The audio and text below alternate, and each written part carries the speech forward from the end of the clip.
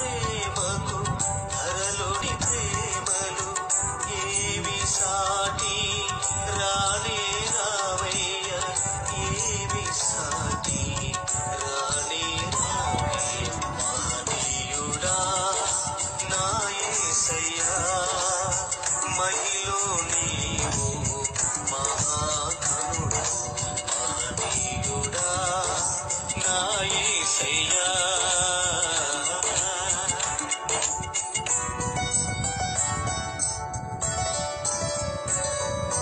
చెప్పండి, నేను ఓన్గా తయారు చేసుకున్న వంట, నేను ఓన్గా తయారు చేసుకున్న ఫుడ్ ప్రభు పాద సన్నిధిలో ప్రార్థన తాజా ఫుడ్ అనుభవంలో నుండి కొన్ని సంఘటనల నుండి ప్రభు సన్నిధిలో ప్రార్థిస్తున్నప్పుడు మూడు ఆశీర్వాదాల్లో మొట్టమొదటి ఆశీర్వాదము ఆత్మ సంబంధంగా సంఘాన్ని నేను దీవిస్తా, సంఘ బిడ్డలు నేను దీవిస్తా.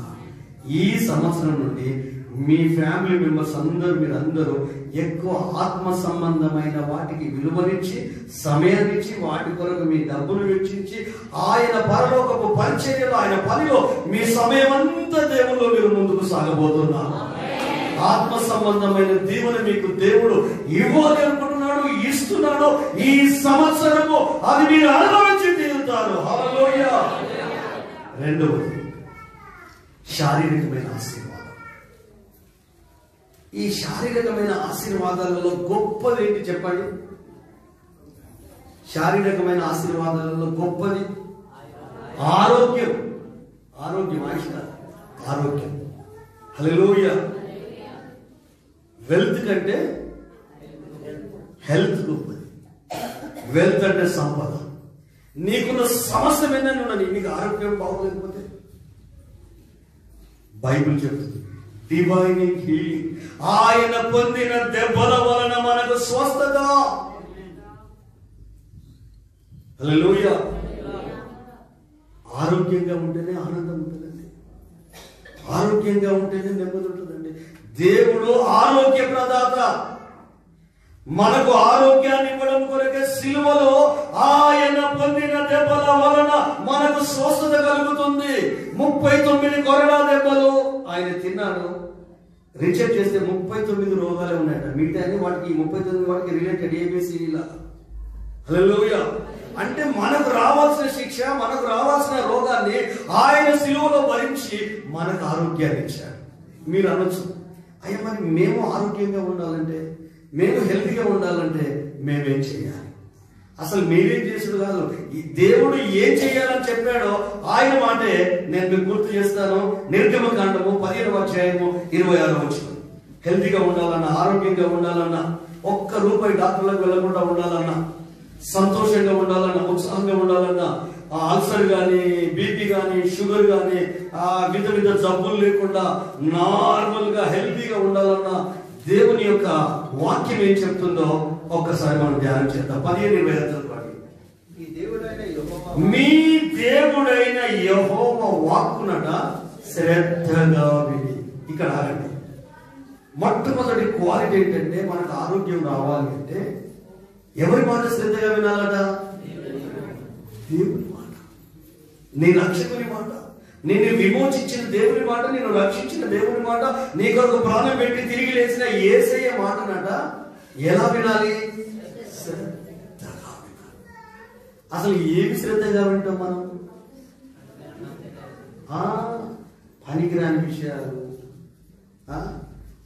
వాటిని వింటే మనకేమో మేలు ఉండదు. ఈ ఇంటి పక్క అమ్మాయి పలానా అబ్బాయితో వెళ్ళిపోయిందట కదా, ఇది వీళ్ళకి ఎంత ఆరాటమో అని. ఆమెకు పిల్లలు ఉన్నారు, మరి ఆ పిల్ల ఇంకొకరితో వెళ్ళిపోదనే గ్యారంటీ ఏమైనా ఉందా? అనే ముందు 100 సార్లు ఆలోచించాలి.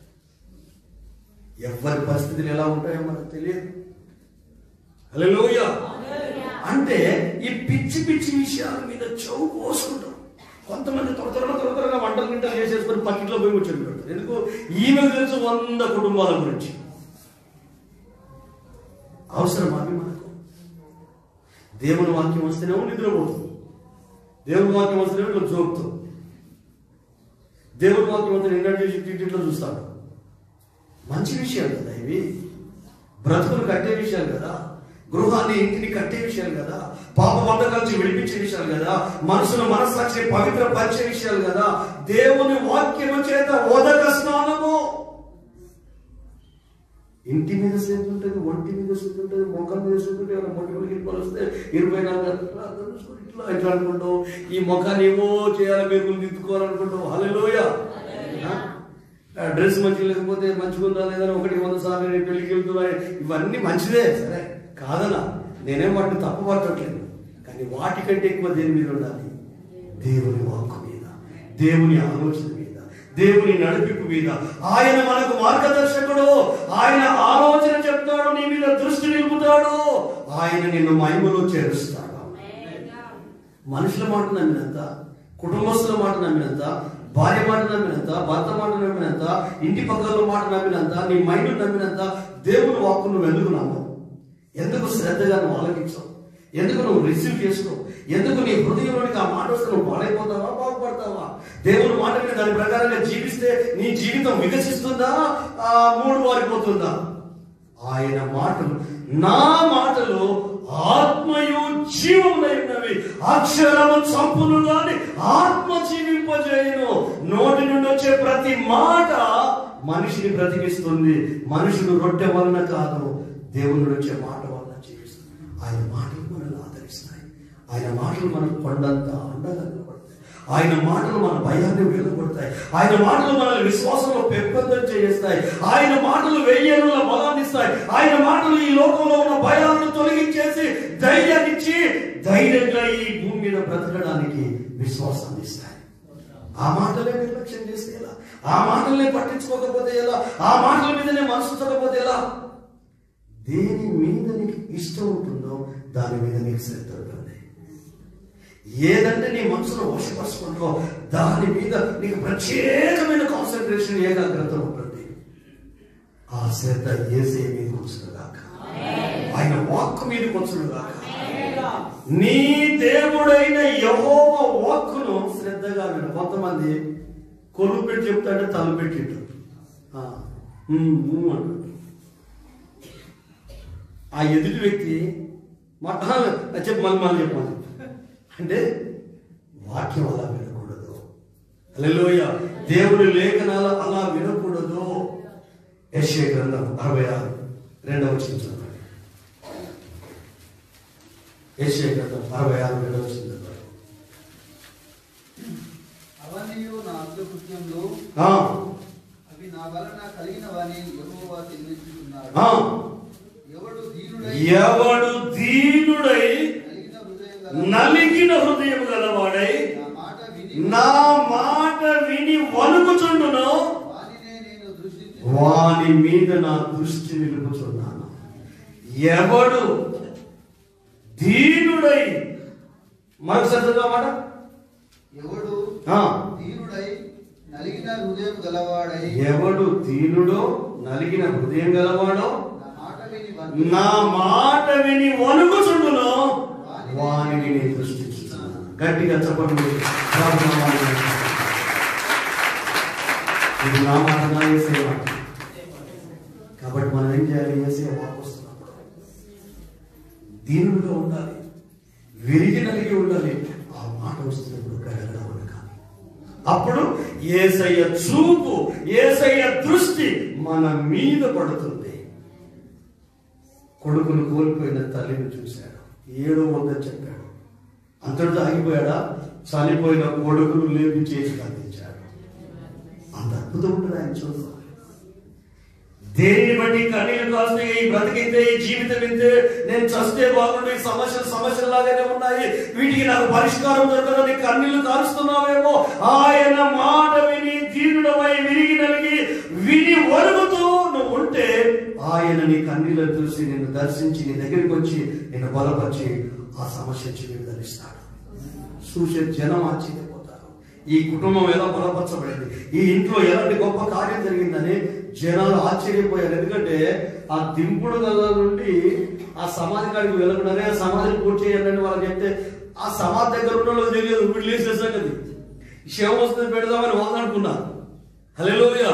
శవాలు చూసిపోయి ఇంటి దగ్గర ఉన్న వాళ్ళకి తెలియదు, వీళ్ళు వేసినట్టు చూస్తున్నాడు. సంగతి వీళ్ళు మార్గ మధ్యలో ఆగిపోయిన మనోడు ముందు యేసయ్య, శిష్యులు, తల్లి మోతో జాతరలాగా అయిపోయింది. హల్లెలూయా. అందరూ ఆశ్చర్యపోయారు. అలాంటి కార్యాలు ఈ సంవత్సరం నీ జీవితంలో నీకు ఆరోగ్యాన్ని ఇచ్చి నిన్ను ఆశీర్వదిస్తానంటున్నాడు. లక్షల హాస్పిటల్ పెడుతున్నామేమో, దేవుడు హీలింగ్ ఇస్తే, శాశ్వతమైన ఆరోగ్యం ఇస్తే, హాస్పిటల్ పోవడం తప్పని చెప్పట్లేదు. డివైనింగ్ హీలింగ్, దైవిక స్వస్థత దేవుడు నీకు ఇస్తాడని బైబిల్ చెప్తుంది. మీరు చూడండి, ఈ రోజుల్లో హాస్పిటల్ పెద్ద పెద్ద మల్టీ లెవెల్ హాస్పిటల్ కట్టారు. కార్పొరేట్ హాస్పిటల్ కోట్ల రూపాయలు వెచ్చించి ప్రజలందరూ ఆరోగ్యంగా ఉంటే హాస్పిటల్ ఎందుకండి? కష్టపడి సంపాదించిన సంపాదన అంతా ఈ అనారోగ్యం పాలైపోతే డాక్టర్లకు ఇవ్వడం ద్వారా మనం ఆర్థికంగా దివాలా తీస్తున్నాం. దేవుడు ఆరోగ్యం ఇది. మరి ఎప్పుడు ఇస్తాడు ఆరోగ్యం? నెంబర్ 1, ఆయన మాటను శ్రద్ధగా వినాలి. శ్రద్ధగా వినడం అంటే దీనులమై విరిగి నలిగిన హృదయం కలిగి ఆయన మాటకు భయపడుతూ ఉంటే ఆయన కనికరం మన మీదకి వస్తుంది. మనుషులకు భయపడతాం, పాస్టర్లకు భయపడతాం, పక్కింటికి భయపడతాం, ఎదురున్న వాళ్ళకు భయపడతాం, విశ్వాసులకు భయపడతాం. ఒక దేవుడికి తప్ప అందరికి భయపడతాం మనం. అదే వాక్యం. హల్లెలూయా.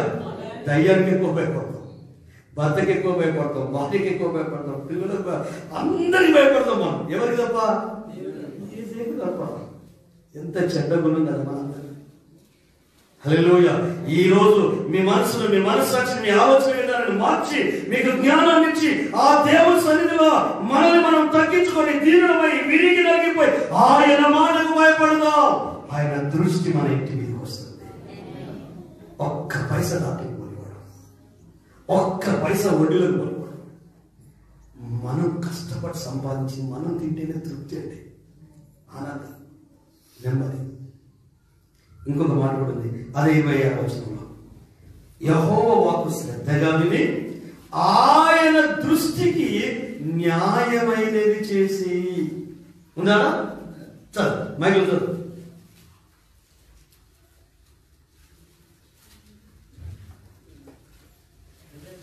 మీ నిర్గమకాండం 15వ వచనం, మీ దేవుడైన యెహోవా మాట శ్రద్ధగా విని ఆయన దృష్టికి న్యాయమైనది చేసి. గట్టిగా చెప్పండి ప్రభు, మైపడతాం. హల్లెలూయా. అసలు ఈ రోజులలో న్యాయం అనేది ప్రపంచంలో ఎక్కడ కనిపించలేదు. అక్రమం, అన్యాయం, మోసం, నమ్మక ద్రోహం, నమ్మించి నట్టెట్లో ఉంచడం, న్యాయం ఒక పదములాగా మిగిలిపోయిందే తప్ప మంచి ఇక్కడ లేదు. ఇద్దరు పార్ట్నర్స్ ఉండి వ్యాపారం మొదలు పెడితే వారికి తెలియకుండా వీళ్ళు లావాదేవీలు మాట్లాడుకుని వీళ్ళు సపరేట్ పోయి కస్టమర్స్ సంపాదించారు. ఇద్దరు భార్య భర్తలు కలిసి జీవించమంటే భార్యకి తెలియకుండా భర్త, భర్తకి తెలియకుండా భార్య నమ్మక ద్రోహం చేస్తూ జీవిస్తున్నారు. పిల్లలు నమ్మక ద్రోహంలో ఉన్నారు. హల్లెలూయా. సమాజం నమ్మక ద్రోహంలో ఉంది. ఎక్కడ చూసినా అన్యాయము, అక్రమము, అతిక్రమము, మోసము, దగ. అది వేరే సంగతి అండి. నువ్వు క్రైస్తవుడి కదా, నువ్వు క్రీస్తుని కలిగిన వాడివి కదా, నువ్వు ఆత్మను కలిగిన వాడివి కదా, నువ్వు జీవం కలిగిన దేవుని ఆరాధిస్తున్న వ్యక్తివి కదా, నీకు మంచి మనస్సాక్ష్యం ఉంది కదా, నీకు పరిశుద్ధాత్మ ఉన్నాడు కదా, క్రీస్తు రక్తం చేత నువ్వు కడగబడిన వ్యక్తి కదా, నువ్వు పర సంబంధమైన పౌరుడు కదా, నీ పౌరసత్వం పరలోకంలో ఉన్నది కదా, నీ పరలోకము తండ్రి పరిశుద్ధుడు కదా, ఆయన నీతిమంతుడు, యథార్థవంతుడు కదా, ఆయన గుణగణాలు ఆయన పిల్లలమైన మనకు ఉండాలి కదా. మనము ఆయన దృష్టికి న్యాయమైనది చేయాలి. మనుషుల దృష్టికి బాగుంటాం, ఫ్యామిలీ దృష్టికి బాగుంటాం, సేవకుల దృష్టికి బాగుంటాం, సంఘస్థుల దృష్టికి బాగుంటాం. ఇదంతా నటన. హల్లెలూయా. ఇప్పుడు సినిమాలో, సీరియల్లో వీళ్ళంతా నటించే వాళ్ళు రంగు చేసుకుంటే సూపర్ కనపడతారు. మనం అనుకుంటున్నాం ఆ రూపాలు సూపర్, నాకంటే అంటారు. వాళ్ళ ముఖం మీద నిలుస్తారు. అసలు నువ్వే బెస్ట్, నువ్వే హీరోలాగా హీరోయిన్ లాగా ఉంటావు. హల్లెలూయా. మనము రంగు పులుపుకోవద్దు. ఆయన పగలు రాత్రి ఏకరీతిగా కనిపిస్తున్నాడు. మనుషులను భ్రమపరుస్తూ మన మనుషులను నమ్మిస్తూ మనుషుల ముందు నటిస్తూ నేను మంచిదని, నేను మంచివాడిని, నేను ఆత్మీయుని, నేను ఆత్మీయురాలను, నా సేవ మంచిది, నా సంఘం మంచిదని నేను డ్రామా చేసుకుంటా జీవించాననుకో, ఆయన ఏమంటాడు, ఓరే నీ చరిత్ర నాకు తెలియదా, నీ బ్రతుకు నాకు తెలియదా, హల్లెలూయా, నీ మనసులో ఏం ఆలోచన పుట్టింది నాకు తెలియదా, హల్లెలూయా, ఎక్కడ నా దృష్టికి న్యాయంగా ఉన్నా, ఏ విషయంలో న్యాయంగా ఉన్నావు నా దృష్టికి? మనస్సాక్షిని చంపుకొని విశ్వాసం బ్రతుకుతున్నాడు. అది మీకు ప్రమాదం, అది మీకు అనారోగ్యం, అది మీకు లేని రోగాలు తయారు చేస్తుంది. దేవుని దృష్టికి ఆయన ఆలోచన మన మీదికి వచ్చినప్పుడు మనం చూస్తే యోబు గురించి ఏమని చెప్తాడు? భూమి మీద నా సేవకుడైన యోబు లాంటి వాడు భూమి మీద ఎవడునూ లేడు అంటాడు. మొదట 7వ వచనం చూడు ఆ మాట. సైతానికి సాక్ష్యం ఇస్తాడు త్వరగా. అతడు యథార్థవంతుడు, న్యాయవంతుడు, దేవుని యందు భయభక్తులు కలిగి చెడుతనమును విసర్జించిన వాడు. అది కదా 6వ వచనం కిందికి సైతానికి సాక్ష్యం ఇస్తాడు. మొదటి అధ్యాయంలోనే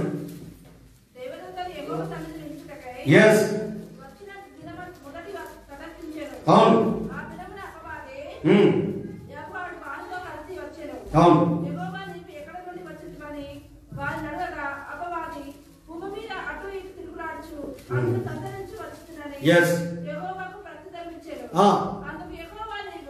అందుకు యెహోవా సాతానుతో అంటున్నాడు, నీవు నా సేవకుడైన యోబు సంగతి ఆలోచించితివా?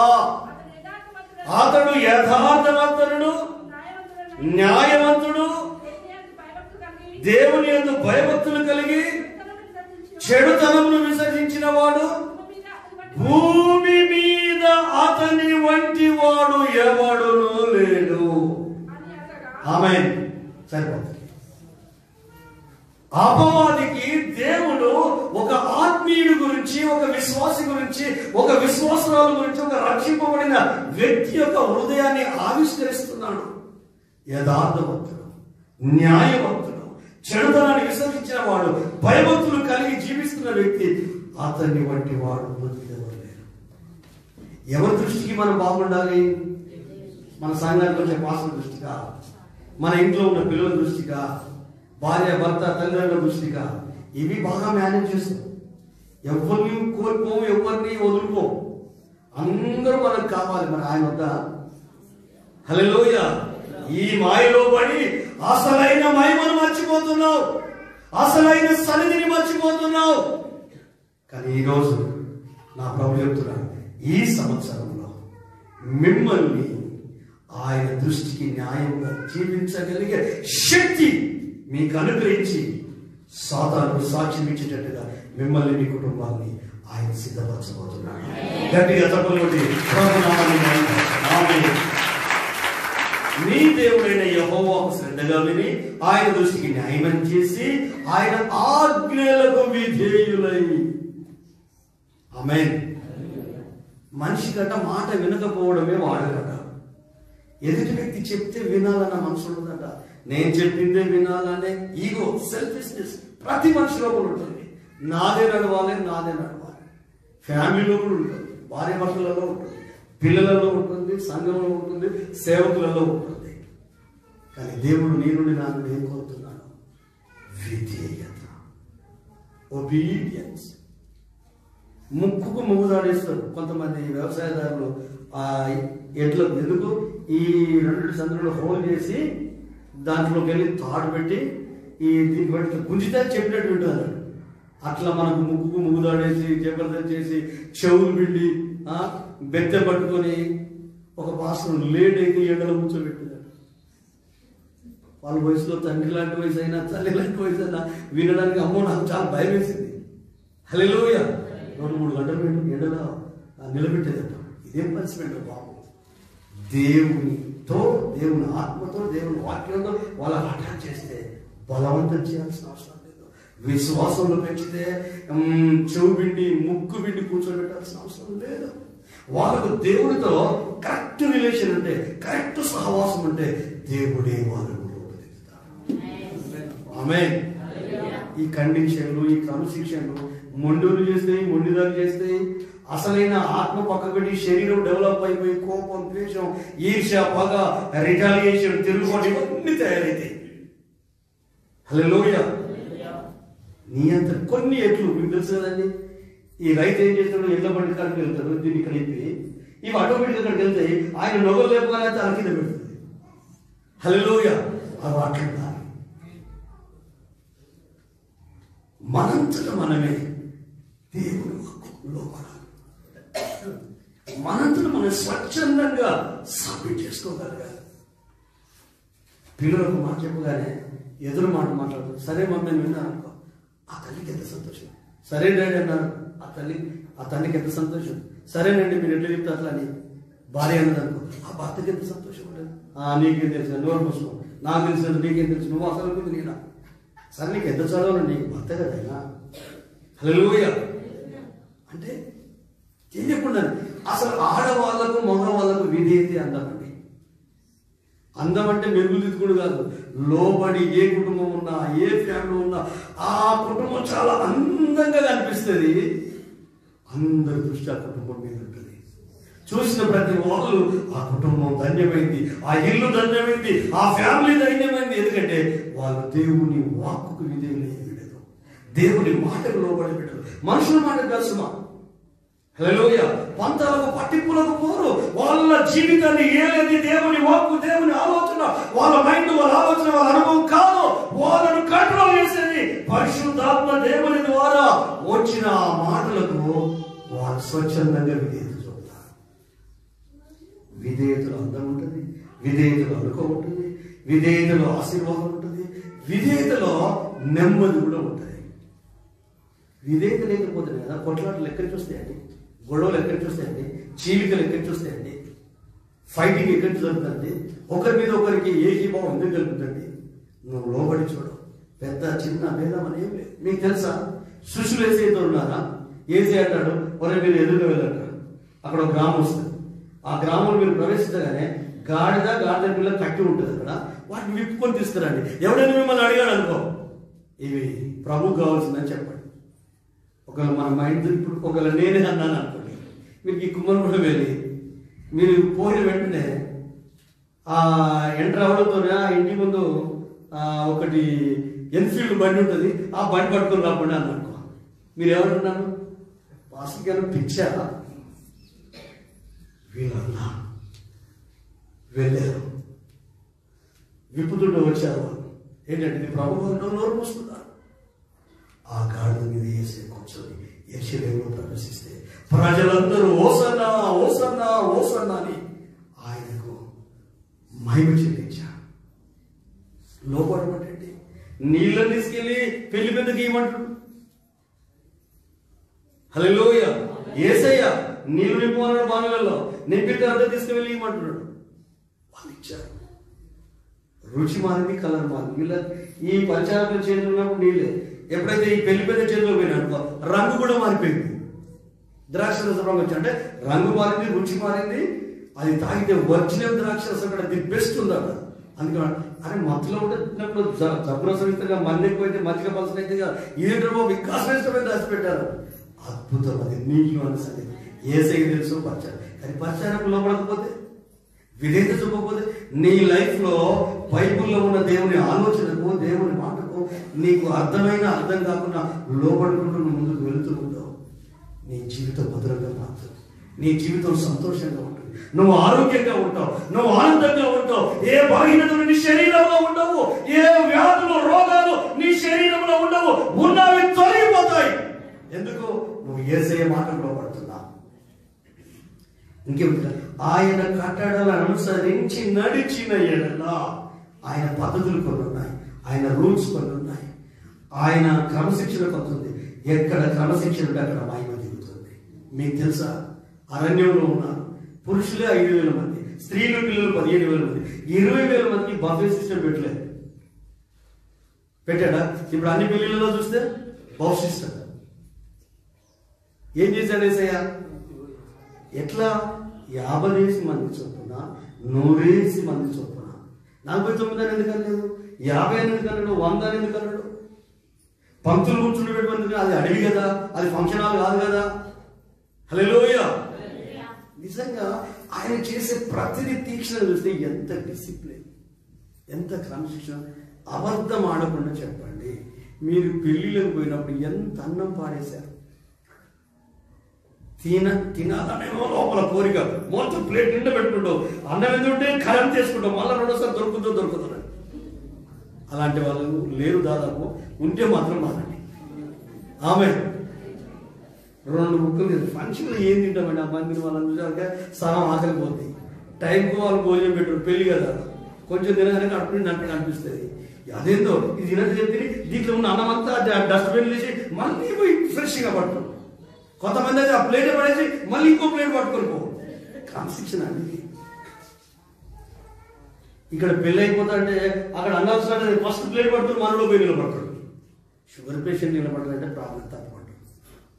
ఆకలితో ఉన్న వాళ్ళు నిలబడ్డారంటే నో ప్రాబ్లం, నీకు ఆ ప్రాబ్లమే లేదు. ముందు ఇట్లా దొరకదు మనకి, ఇట్లా లేదా? ప్రతి చోట క్రైస్తవులను గమనిస్తారు. హల్లెలూయా. మా అన్న బిడ్డ అంటే మనవరాలు పెళ్ళి కూనూరు, మ్యారేజ్కి వెళ్ళలేకపోయాను, రిసెప్షన్కి వెళ్ళాను. ఇక మా వాళ్ళు ఎవరు లేరు, నేను మా ఊర్లోనే అమ్మాయిని అక్కడికి ఇచ్చారు, మా కూతుర్ని కూడా కూనూరుకి ఇచ్చాము, ఆమె బిడ్డను కూడా కూనూరులోనే ఇచ్చారు. మేము మా పిల్లలు మేము పాసం అందరూ వెళ్ళాం. అక్కడ మాకేం స్పెషల్ గుర్తింపు ఏం లేదు, మేమేం కోరుకోలేదు. వెళ్ళి అందరిలాగా ప్లేట్ తీసుకొని నిలబడ్డాం. ఎవరు ఎక్కడి నుంచో చూసి అప్పుడప్పుడు చేతిలో ప్లేట్లు లాక్కున్నాం. ఇట్లా మీరందరూ రండి అని ఇంట్లో తీసుకుపోయి ఇంట్లో కూర్చొని పెట్టారు. ఇంట్లోకే ఫుడ్ వచ్చింది, ఇంట్లోకే కర్రీ వచ్చింది, అన్నీ వచ్చాయి. ముందు నేను గోడంతోనే ఫోన్ చేసి, నేను వస్తున్నా, మీరు అన్నం తీసి పక్కన పెట్టండి, కర్రీ తీసి పక్కన పెట్టండి, నాకు ఒక రూమ్ చూడండి అని బిల్డప్ ఏమి ఇవ్వలేదు. హల్లెలూయా. చేస్తారు చెప్తే. కానీ అక్కడికి వెళ్ళినప్పుడు ఎక్కడికి వెళ్ళినా మనం వేసే బిడ్డలని తెలియాలి కొన్ని పద్ధతులు. హల్లెలూయా. తెలియాలి. కొంతమంది తింటే వీటిని అంటారు, కొంతమంది అసలు చిన్న ముద్రలు పెట్టాలి లోపల, ఒకటి ఇటు చెప్పలేదు. ఏంటి అది? నమ్మకండి, బాధపడదాం. అలాంటి వాళ్ళు తెలియకపోవడం. పాస్టర్ అంటే అన్ని విషయాలు చెప్పాలి, ఫాదర్నే నీకు అన్ని విషయాలు చెప్పాలి తల్లిలాగా. ఎందుకంటే జనం మనల్ని గమనిస్తారు, ప్రజలు మనల్ని చూస్తారు. నీ 2 కళ్ళే నిన్ను 1000 కళ్ళు ఫాలో అవుతాయి. నువ్వు అనుకుంటున్నావు నీ వీపు నీకు కనిపించదు, కానీ మాకు కనిపిస్తుంది, చూసేవాళ్ళకి కనిపిస్తుంది. ఎక్కడికి వెళ్ళినా మీరు ఆకతాయిగా అజమాయిగా ఉంటే కెమెరా మిమ్మల్ని బంధిస్తుంది. వాళ్ళు సీడీ వేసుకున్నప్పుడు నీ కథలు అన్ని కనపడతాయి. ఎవరెవరు ఎక్కడ చూస్తున్నారు? మ్యారేజ్ తినేటప్పుడు చాలా జాగ్రత్త. హల్లెలూయా. వీళ్ళు పాపం అనుకుంటారు. హల్లెలూయా. ఆయన కట్టడలు అనుసరించండి, నడిచండి, జీవించడం. వ్యక్తిత్వాన్ని మార్చుకోవాలి, గుణగణాలను మార్చుకోవాలి, మనసును మార్చుకోవాలి, ఆలోచనలు మార్చుకోవాలి. అనుసరించి నడిచిన ఎడల నేను ఐగుప్తులకు, లోకం మీదకి, ప్రపంచం మీదకి వచ్చిన ఏ రోగములనివ్వను, ఒకవేళ వచ్చినా స్వస్థపరిచే యెహోవాను నేనే. ఈ తోగను పట్టుకొని ప్రార్థన చేస్తాను, స్వస్థపరిచే యెహోవా నీవే అన్నావు కదా, నన్ను బాగు చేయమా. మరి ఇదేమో చేయాలి, మీది అని ఎవరు చేయాలి? ఇది చేస్తే ఆరోగ్యాన్ని దేవుడు ఇస్తాడు, ఆశీర్వాదాన్ని దేవుడు ఇస్తాడు. ఆయన 40 సంవత్సరాలు ఐగుప్తు నుండి నడిపిస్తే ప్రజలు కాళ్ళు వాయలేదు, షుగర్ పేషెంట్ లేడు, బీపీ పేషెంట్ లేదు, 40 సంవత్సరాలు నిస్సత్వం చేత తొట్టిలో వాళ్ళు లేదు. ఆ దేవుడే మనం పూజిస్తున్న దేవుడు, ఆ దేవుడే మనం ఆరాధిస్తున్న దేవుడు, ఆ దేవుడు నిన్న నేడు రేపు ఎల్లుండి యుగాల వరకు మార్పు లేని దేవుడు. నా ప్రభు నాతో మాట్లాడాడు. సంఘంలో ఎంతమంది అనారోగ్యంతో ఉంటున్నారో, కోర్సులు వాడుతున్నారో షుగర్ పేషెంట్ ఉన్నారో, బీపీ పేషెంట్ ఉన్నారో, ఈ సంవత్సరంలో శాశ్వతమైన ఆరోగ్యాన్ని వారికి, వాళ్ళ ఫ్యామిలీ మెంబర్స్ నేను ఇస్తున్నాను. ఒక్క పైసా డాక్టర్ నిమ్స్లైడ్ గోలి కూడా నువ్వు వేసుకో, కోల్డ్ ల్యాక్ కూడా వేసుకో, జెండు బాబు కూడా రుద్దుకో. నువ్వు హెల్తీగా ఉంటే నువ్వు ఎందుకు రుద్దుకుంటావు? తలనొప్పి వస్తేనే కదా, శల్యం వస్తేనే కదా. అవే రాకుండా చేస్తే నా ప్రభావం చేయబోతున్నాను. ఇది చేయాలి. నెంబర్ 2 ఏంటంటే శారీరకమైన ఆరోగ్యం అంటే, ఆశీర్వాదం అంటే హెల్తీగా ఉండడం, ఆరోగ్యంగా ఉండడం. అమ్మాయి ఇంకొకటి ఉంది, ఆర్థిక పరమైన ఆశీర్వాదం. అది వచ్చే ఆదివారం నేను జ్ఞాపకం చేస్తాను. ఎందుకంటే సమయం 10 నిమిషాలు తక్కువ 10 అవుతుంది. నేను 2 ఆరాధనలు అనుకోవాలి కనుక నేను ఇక్కడే ఈ వాక్యాన్ని ముగించేస్తున్నాను. దయచేసి అందరూ లేచి నిలబడదాం. కళ్ళు మూసుకున్నాం. పరిశుద్ధాత్మ దేవుడి మీద ఆధారపడ్డాం. ఈరోజు నిన్ను, నన్ను, మనల్ని, మన ప్రాంతాలను, సంఘాలను, సహవాసాలను ప్రేమించి ఒక 3 రకాల బ్లెస్సింగ్స్ దేవుడు ఇస్తున్నాడు. మొట్టమొదటి ఆత్మ సంబంధమైన ఆశీర్వాదం, 2వది ఆరోగ్యపరమైన ఆశీర్వాదం, 3వది భౌతికమైన అంటే ఆర్థికంగా నిలదొక్కు.